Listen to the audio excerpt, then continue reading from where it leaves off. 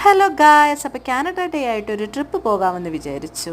ഞങ്ങളോടൊപ്പം ഞങ്ങളുടെ ഫ്രണ്ട്സും ഉണ്ട്. ഞങ്ങൾ വേറെ എങ്ങോട്ടുമല്ല പോകുന്നത്, ഹാമിൽട്ടണിലാണ്. ഹാമിൽട്ടണിലെ ഷെർമൻ വാട്ടർഫോൾ കാണാനാണ് ഞങ്ങൾ പോകുന്നത്.